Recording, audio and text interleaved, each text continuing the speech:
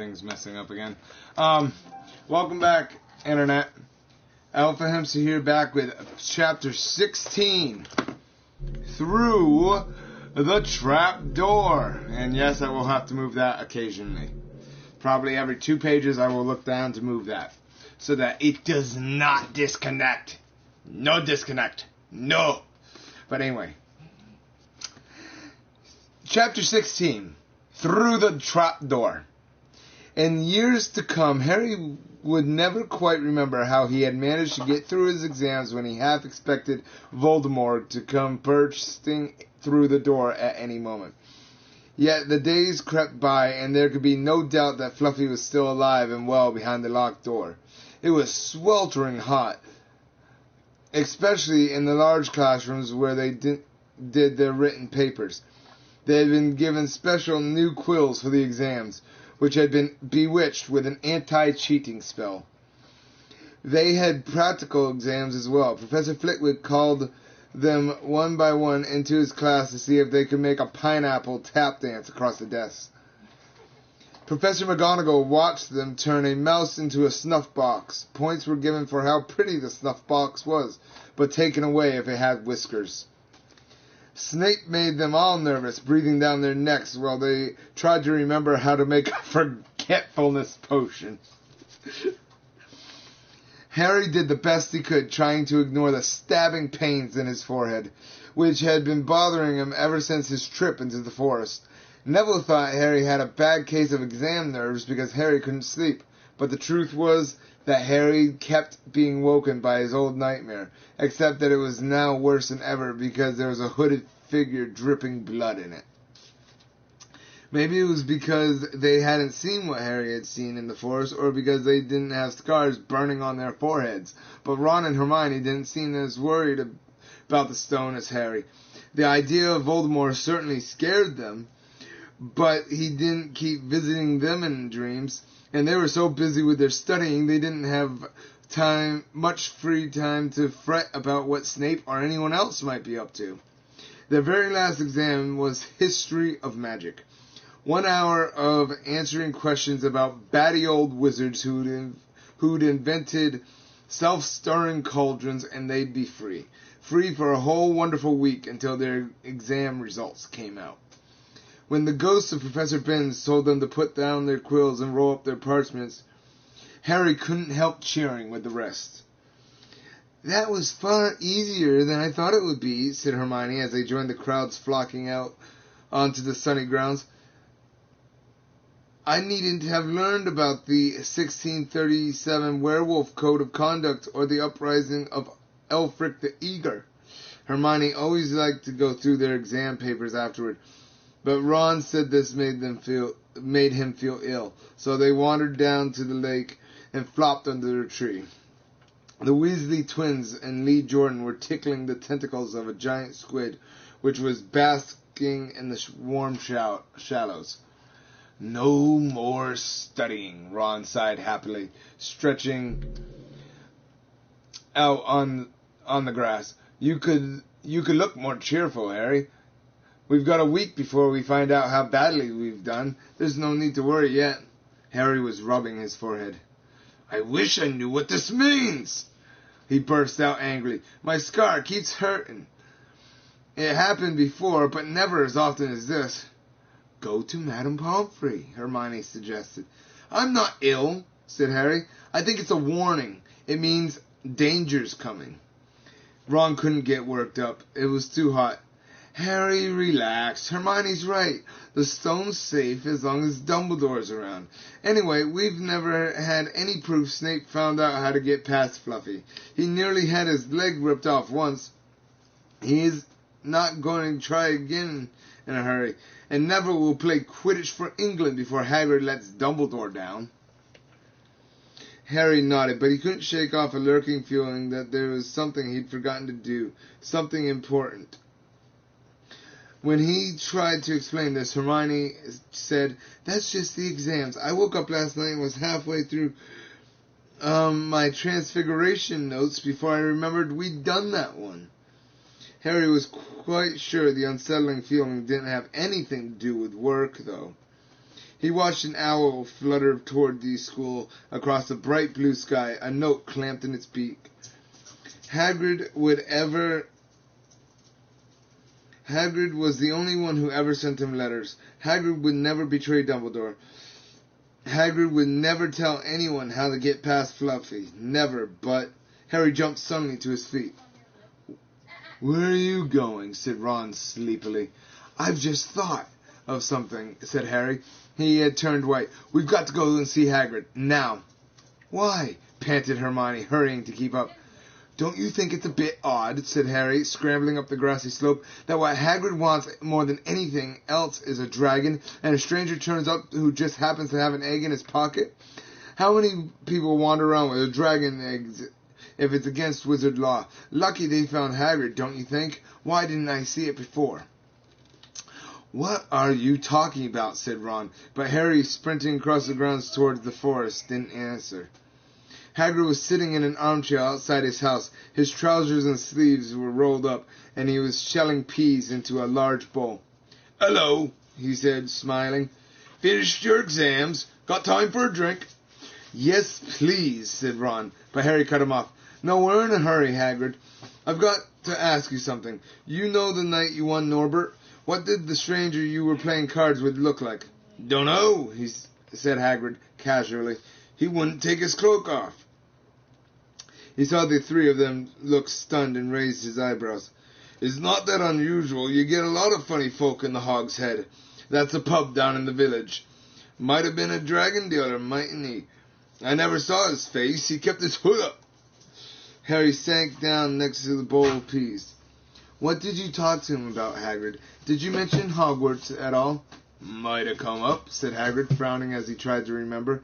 "Yeah, he asked what I did, and I told him I was a gamekeeper here. He asked a bit about the sort of creatures I look after, so I told him, and I said what I'd really wanted was a dragon, and then I can't remember too well because he kept buying me drinks. Let's see. Yeah, then he said that he had the dragon egg and we could play cards for it if I wanted. But he had to be sure I could handle it. He didn't want it to go to any old home. So I told him after Fluffy, a dragon would be easy." "And did he seem interested in Fluffy?" Harry asked, trying to keep his voice calm. "Well, yeah. How many three-headed dogs you meet, even around Hogwarts? So I told him, Fluffy's a piece of cake if you know how to calm him down. Just play him a bit of music and he'll fall straight off to sleep." Hagrid suddenly looked horrified. "I shouldn't have told you that," he blurted out. "Forget I said it. Hey, where are you going?" Harry, Ron, and Hermione didn't speak to each other at all until they came to a halt in the entrance hall, which seemed very cold and gloomy after the grounds. "We've got to go to Dumbledore," said Harry. "Hagrid told that stranger how to get past Fluffy, and it was either Snape or Voldemort under the cloak. It must have been easy once he'd had Hagrid drunk. I just hope Dumbledore believes us. Firenze might back us up if Bane doesn't stop him. Where's Dumbledore's office?" They looked around as if hoping to see a sign pointing them in the right direction. They had never been told where Dumbledore lived, nor did they know anyone who had been sent to see him. "We'll just have to," Harry began, but a voice suddenly rang across the hall. "What are you three doing inside?" It was Professor McGonagall, carrying a large pile of books. "We want to see Professor Dumbledore," said Hermione, rather bravely, Harry and Ron thought. "See Professor Dumbledore?"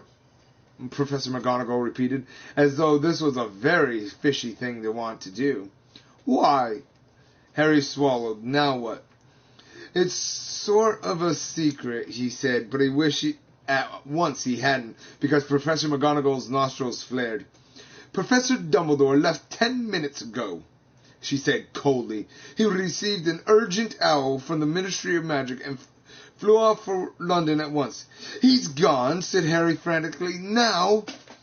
"Professor Dumbledore is a very great wizard, Potter. He has many demands on his time." "But this is important." "Something you have to say is more important than the Ministry of Magic, Potter?" "Look," said Harry, throwing caution to the winds. "Professor, it's about the Sorcerer's Stone." Whatever Professor McGonagall had expected, it wasn't that. The books she was carrying tumbled out of her arms, but she didn't pick them out. "How do you know?" she spluttered. "Professor, I think I know that someone's going to try and steal the stone. I've got to talk to Professor McGonagall." She eyed him with a mixture of shock and suspicion. "Professor Dumbledore will be back tomorrow," she said finally. "I don't know how you found out about the stone, but rest assured, no one could possibly steal it. It's too well protected." But Professor... "Potter, I know what I'm talking about," she said shortly. She bent down and gathered up the fallen books. "I suggest you all go back outside and enjoy the sunshine." But they didn't. "It's tonight," said Harry, once he was sure Professor McGonagall was out of earshot. "Snape's going through the trapdoor tonight. He's found out everything he needs. And now he's got Dumbledore out of the way. He sent that note. I bet the Ministry of Magic will get a real shock when Dumbledore turns up." "But what can we..." Hermione gasped. Harry and Ron wheeled around. Snape was standing there. "Good afternoon," he said smoothly. They stared at him. "You shouldn't be inside on a day like this," he said with an odd, twisted smile. "We were..." Harry began without any idea what he was going to say. "You want to be more careful," said Snape. "Hanging around like this, people will think you're up to something. And Gryffindor can't really afford to lose any more points, can it?" Harry flushed. They turned to go outside, but Snape called them back. "Be warned, Potter. Any more nighttime wanderings, and I will personally make sure you are expelled. Good day to you." He strode off in the direction of the staff room. On the stone steps, Harry turned to the others. "Right, here's what we gotta do," he whispered urgently. "One of us has got to keep an eye on Snape. Wait outside the staff room and follow him if he leaves. Hermione, you'd better do... Hermione, you'd better do that." "Why me?" "It's obvious," said Ron. "You can pretend to be waiting for Professor Flitwick." He put on a high voice. "Oh, Professor Flitwick, I'm so sorry. I think I got a question for Team B wrong." "Oh, shut up," said Hermione, but she agreed to go and watch out for Snape. "And we'd better stay outside the third floor," Harry told Ron. "Come on." But that part of the plan didn't work. No sooner had they reached the door separating Fluffy from the rest of the school than Professor McGonagall turned up again, and this time she lost her temper. "I suppose you think you're harder to get past than a pack of enchantments," she stormed. "Enough of this nonsense. If I hear you come anywhere near here again, I'll take another 50 points from Gryffindor. Yes, Weasley, from my own house." Sorry. Harry and Ron went back to the common room. Harry had just said, "At least Hermione's on Snape's tail," when the portrait of the fat lady swung open and Hermione came in. "I'm sorry, Harry," she wailed. "Snape came out and asked me what I was doing, so I said I was waiting for Flitwick, and Snape went to get him. I've only just got away. I don't know where Snape went." "Well, that's it, then, isn't it?" Harry said. The other two stared at him. He was pale, and his eyes were glittering. I'm going out of here tonight, and I'm going to try and get the stone first." "You're mad," said Ron. "You can't," said Hermione. "After what McGonagall and Snape has said, you'll be expelled." "So what?" Harry shouted. "Don't you understand? If Snape gets a hold of this stone, Voldemort's coming back. Haven't you heard of what it was like when he was trying to take over? There won't be any Hogwarts to get expelled from. He'll flatten it or turn it into a school for the dark arts. Losing points doesn't matter anymore. Can't you see? Do you think he'll leave you and your families alone if Gryffindor wins the House Cup? If I get caught before I can get the stone, well, I'll have to go back to the Dursleys and wait for Voldemort to find me there. It's only dying a bit later than I would have, because I'm never going over to the dark side. I'm going through that trapdoor tonight, and nothing you two say is going to stop me. Voldemort killed my parents, remember?" He glared at them. "You're right, Harry," said Hermione in a small voice. "I'll use the invisibility cloak," said Harry. "It's just lucky I got it back." "But will it cover all three of us?" said Ron. All three of us? Oh, come off it. You don't think we'd let you go alone? Of course not, said Hermione briskly. How do you think you'd get to the stone without us? I'd better go and look through my books. There might be something useful. But if we get caught, you two will be expelled too. Not if I can help it, said Hermione. Flitwick told me in secret that I got 112% on his exam. They're not throwing me out after that. After dinner, the three of them sat nervously apart in the common room. No one bothered them. None of the Gryffindors had anything to say to Harry anymore, after all. This was the first night he hadn't been upset by it. Hermione was skimming through all her notes, hoping to come across one of the enchantments they were about to try to break.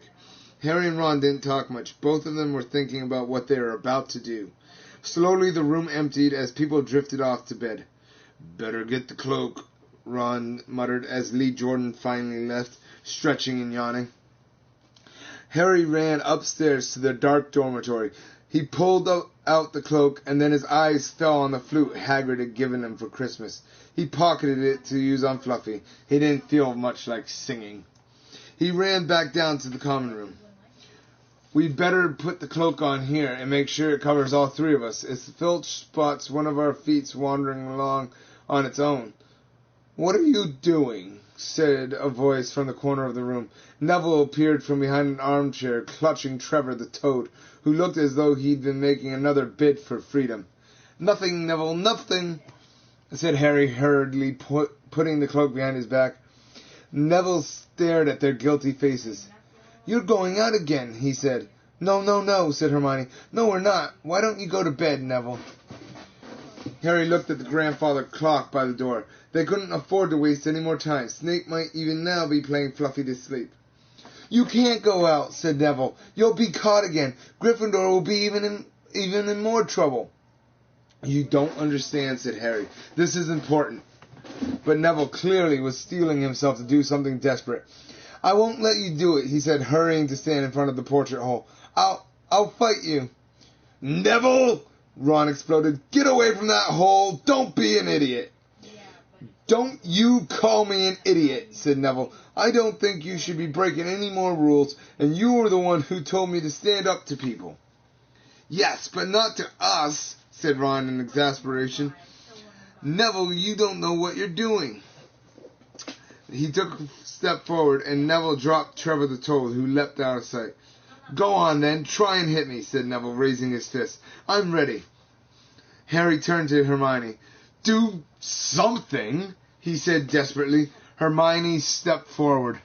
Neville, she said, I'm really sorry about this. She raised her wand. Perfectus totalis, she cried, pointing at Neville. Neville's arm snapped to his side. His legs sprang together. His whole body rigid. He swayed where he stood and then fell flat on his face, stiff as a board. Hermione ran to turn him over. Neville's jaws were jammed together so he couldn't speak. Only his eyes were moving, looking at them in horror. What have you done to him? Harry whispered.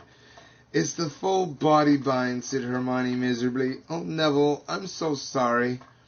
We had to, Neville. No time to explain, Harry said. You'll understand later, Neville, said Ron, as they stepped over him and put on the invisibility cloak. But leaving Neville laying motionless on the floor didn't feel like a very good omen. In their nervous state, every shadow looked like Filch's. Every distant breath of wind sounded like Peeves swooping down on them. Oh, sorry about that. At the foot of the first set of stairs, they spotted Mrs. Norris, skulking near the top. Oh, let's kick her just this once, Ron whispered in Harry's ear. But Harry shook his head. As they climbed carefully around her, Mrs. Norris turned her lamp-like eyes on him, but didn't do anything. They didn't meet anyone else until they reached the staircase up to the third floor. Peeves was bobbing halfway up, loosening the carpet so that people would trip. Who's there? He yelled suddenly as they climbed toward him. He narrowed his wicked black eyes. Know you're there, even if I can't see you. Are you ghouly or ghosty or wee student beastie? He rose up in the air and floated there, squinting at them. Should call Filch, I should, if someone's a-creeping around unseen. Harry had a sudden idea. Peeves, he said in a hoarse whisper. The bloody Baron has his own reasons for being invisible. Peeves almost fell out of the air in shock. He caught himself in time and hovered about a foot off the stairs. So sorry, your bloodiness, Mr. Baron, sir, he said greasily. My mistake. I didn't see you. Of course I didn't. You're invisible. Forgives old Peevesies for his little joke, sir. I have business here, Peeves, croaked Harry. Stay away from this place tonight. I will, sir. I will. I most certainly will, said Peeves, rising up in the air again. Hope your business goes well, Baron. I'll not bother you. And he scooted off. Brilliant, Harry, whispered Ron. A few seconds later, they were outside the third-floor corridor, and the door was already ajar. Well, there you are, Harry said quietly. Snape's already got past Fluffy. Seeing the door open somehow seemed to impress upon all three of them what was facing them. Underneath the cloak, Harry turned to the other two. If you want to go back, I won't blame you. You can take the cloak, he said. I won't need it now. Don't be stupid, said Ron. We're coming, said Hermione. Harry pushed open the door. As the door creaked, low, rumbling growls met their ears. All three of the dogs' noses sniffed madly in their direction, even though it couldn't see them. What's that at its feet? Hermione whispered. Looks like a harp, said Ron. Snape must have left it there. It must wake up the moment you stop playing, said Harry. Well, here goes. He put Hagrid's flute to his lips and blew. It wasn't really a tune, but from the first note, the beast's eyes began to droop. Harry hardly drew breath. Slowly, the dog's growls ceased. It tottered on its paws and fell to its knees, then slumped to the ground, fast asleep. Keep playing, Ron warned Harry as they slipped out of the cloak and crept toward the trapdoor. They could feel the dog's hot, smelly breath as they approached the giant's head.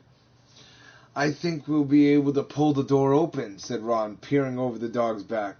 Want to go first, Hermione? No, I don't. All right. Ron gritted his teeth and stepped carefully over the dog's legs. He bent and pulled the ring of the trapdoor, which swung up and open. What can you see? Hermione said anxiously. Nothing, just black. There's no way of climbing down. We'll just have to drop. Harry, who was still playing the flute, waved at Ron to get his attention and pointed at himself. You want to go first? Are you sure? Said Ron. I don't know how deep this thing goes. Give the flute to Hermione so she can keep him asleep. Harry handed the flute over. In the few seconds' silence, the dog growled and twitched, but the moment Hermione began to play, it fell back into its deep sleep. Harry climbed over it and looked down through the trapdoor. There was no sign of the bottom. He lowered himself through the trap hole till he hung on by his fingertips.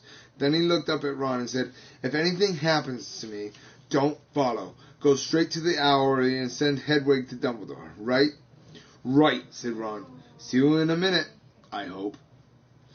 And Harry let go.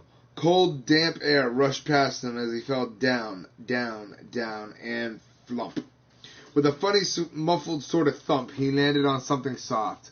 He sat up and felt around, his eyes not used to the gloom. It felt as though he was sitting on some sort of plant. It's okay, he called up to the light the size of a postage stamp, which was the open trapdoor. It's a soft landing. You can jump.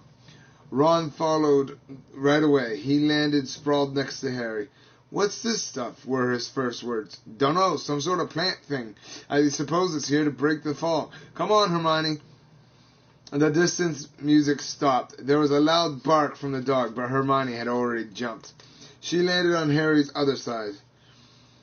We must be miles under the school, she said. Lucky this plant thing's here, really, said Ron. Lucky? shrieked Hermione. "Look at you both!" She leapt up and struggled toward the damp wall. She had to struggle because the moment she had landed, the plant had started to twist snake-like tendrils around her ankles. As for Harry and Ron, their legs had already been bound tightly in long creepers without their noticing. Hermione had managed to free herself before the plant had gotten a firm grip on her. Now she watched in horror as the two boys fought to pull the plant off them. But the more they strained against it, the tighter and faster the plant wound around them. "Stop moving," Hermione ordered them. "I know what this is. It's Devil's Snare." "Oh, I'm so glad we know what it's called. That's a great help," snarled Ron, leaning back and trying to stop the plant from curling around his neck.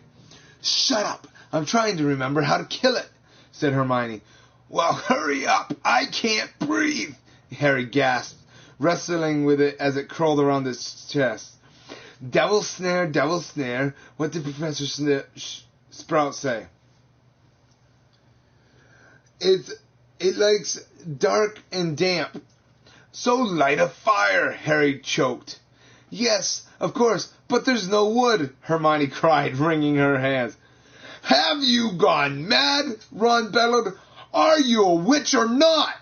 "Oh, right," said Hermione, and she whipped out her wand, waved it, muttered something, and sent a blue jet of the same bluebell flame she had used on Snape at the plant. In a matter of seconds, the two boys felt it loosening its grip as it cringed away from the light and warmth. Wriggling and flailing, it unraveled itself from their bodies, and they were able to pull free. "Lucky you pay attention in herbology, Hermione," said Harry, as he joined her by the wall, wiping sweat off his face. "Yeah," said Ron, "and lucky Harry doesn't lose his head in a crisis. There's no wood, honestly." "This way," said Harry, pointing down a stone passageway which was the only way forward. All they could hear, apart from their footsteps, was the gentle drip of water trickling down the walls. The passageway sloped downward, and Harry was reminded of Gringotts. With an unpleasant jolt of the heart, he remembered the dragons said to be guarding vaults in the wizard's banks. If they met a dragon, a fully grown dragon, Norbert had been bad enough. "Can you hear something?" Ron whispered. Harry listened. A soft rustling and clinking seemed to be coming from up ahead. "Do you think it's a ghost?" "I don't know. Sounds like wings to me." "There's a light ahead. I can see something moving." They reached the end of the passageway and saw before them a brilliantly lit chamber, its ceilings arching high above them. It was full of small, jewel-bright birds, fluttering and tumbling all around the room. On the opposite side of the chamber was a heavy wooden door. "Do you think they'll attack us if we cross the room?" said Ron. "Probably," said Harry. "They don't look very vicious, but I suppose if they all swoop down at once, well, there's no other choice. I'll run." He took a deep breath, covered his face with his arm, and sprinted across the room. He expected to feel sharp beaks and claws tearing at him any second, but nothing happened. He reached the door untouched. He pulled the handle, but it was locked. The other two followed him. They tugged and heaved at the door, but it wouldn't budge, not even when Hermione used or tried her Alohomora charm. "Now what?" said Ron. "These birds, they can't just be here for decoration," said Hermione. They watched the birds soaring overhead, glittering. "Glittering? They're not birds," said Harry suddenly. "They're keys, winged keys. Look carefully." So that must mean he looked around the chamber while the other two squinted up at the flock of keys. "Yes, look, broomsticks. We've got to catch the keys to the door." "But there are hundreds of them." Ron examined the lock on the door. "We're looking for a big old-fashioned one, probably silver, like the handle." They each seized the broomstick and kicked off into the air, soaring into the midst of the cloud of keys. They grabbed and snatched, but the bewitched keys darted and dived so quickly it was almost impossible to catch one. Not for nothing, though, was Harry the youngest seeker in a century, he had a knack for spotting things other people didn't. After a minute's weaving about through the whirl of rainbow feathers, he noticed a large silver key that had a bent wing, as if it had already been caught and stuffed roughly into the keyhole. "That one," he called to the other. "That big one, there, no there, with bright blue wings. The feathers all crumpled on one side." Ron was speeding in that direction, in the direction that Harry was pointing. Ron went speeding in the direction that Harry was pointing, crashed into the ceiling, and nearly fell off his broom. "We've got to close in on it," Harry called, not taking his eyes off the key with the damaged wing. "Ron, you come at it from above. Hermione, you stay below it and stop it from going down, and I'll try and catch it. Right now!" Ron dived. Hermione rocketed upward. The key dodged them both, and Harry streaked after it. It sped towards the wall. Harry leaned forward and with a nasty crunching noise pinned it against the stone with one hand. Ron and Hermione's cheers echoed through the high chamber. They landed quickly, and Harry ran to the door, the key struggling in his hand. He rammed it into the lock and turned. It worked. The moment the lock had clicked open, the key took flight again, looking very battered now that it had been caught twice. "Ready?" Harry said to the other two, his hand on the door handle. They nodded. He pulled the door open. The next chamber was so dark they couldn't see anything at all. But as they stepped into it, light suddenly flooded the room to reveal an astonishing sight. They were standing at the edge of a huge chessboard behind the black chessmen, which were all taller than they were and carved from what looked like black stone. Facing them, way across the chamber, were the white pieces. Harry and Ron and Hermione shivered slightly. The towering white chessmen had no faces. "Now what do we do?" Harry whispered. "It's obvious, isn't it?" said Ron. "We've got a player away across the room." Behind the white pieces, they could see another door. "How?" said Hermione nervously. "I think," said Ron, "we're going to have to be chessmen." He walked up to a black knight and put his hand out to touch the knight's horses. At once, the stone sprang to life. The horse pawed the ground, and the knight turned his helmeted head to look down at Ron. "Do we have to join to get across?" The Black Knight nodded. Ron turned to the other two. "This needs thinking about," he said. "I suppose we've got to take the places of 3 black pieces." Harry and Hermione stayed quiet watching Ron think. Finally, he said, "Now don't be offended or anything, but neither of you are that good at chess." "We're not offended," said Harry. "Just tell us what to do." "Well, Harry, you take the place of that bishop, and Hermione, you go next to him instead of that castle. What about you?" "I'm going to be a knight." The chessmen seemed to have been listening, because at these words, a knight, a bishop, and a castle turned their backs on the white pieces and walked off the board, leaving 3 empty squares that Harry, Ron, and Hermione took. "White always plays first in chess," said Ron, peering across the board. "Yes, look." A white pawn had moved forward 2 squares. Ron started to direct the black pieces. They moved silently wherever he sent them. Harry's knees were trembling. What if they lost? Harry moved diagonally 4 squares to the right. Their first real shock came when their other knight was taken. The white queen smashed him to the floor and dragged him off the board, where he lay quite still, face down. "Had to let that happen," said Ron, looking shaken. "Leaves you free to take that bishop, Hermione. Go on." Every time one of their men was lost, the white pieces showed no mercy. Soon there was a huddle of limp black players slumped along the wall. Twice Ron only just noticed in time that Harry and Hermione were in danger. He himself darted around the board, taking almost as many white pieces as they had lost black ones. "We're nearly there," he muttered suddenly. Let me think. The White Queen turned her blank face toward him. "Yes," said Ron softly. "It's the only way. I've got to be taken." "No!" Harry and Hermione shouted. "That's chess!" snapped Ron. You got to make some sacrifices. I take one step forward and she'll take me. That leaves you free to checkmate the king, Harry. But do you want to stop Snape or not? Ron, look, if you don't hurry up, he'll already have the stone. There was no alternative. Ready? Ron called, his face pale but determined. Here I go. Now don't hang around once you've won. He stepped forward and the White Queen pounced. She struck Ron hard across the head with her stone arm, and he crashed to the floor. Hermione screamed, but stayed on her square. The White Queen dragged Ron to one side. He looked as if he'd been knocked out. Shaking, Harry moved 3 spaces to the left.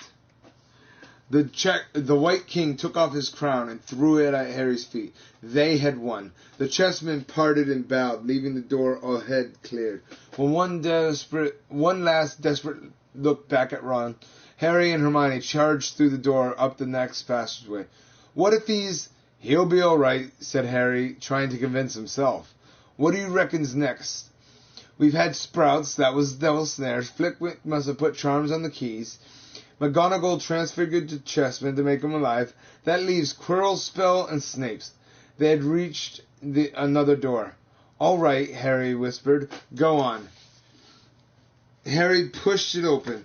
A disgusting smell filled their nostrils, making them both pull their robes up over their noses. Eyes watering, they saw flat on the floor in front of them a troll even larger than the one they had tackled, out cold with a bloody lump on its head. I'm glad we didn't have to fight that one, Harry whispered as they stepped carefully over one of its massive legs. Come on, I can't breathe. He pulled open the next door, both of them hardly daring to look at what came next. But there was nothing very frightening in here, just a table with 7 differently shaped bottles standing on it in a line. Snape, said Harry. What do we have to do?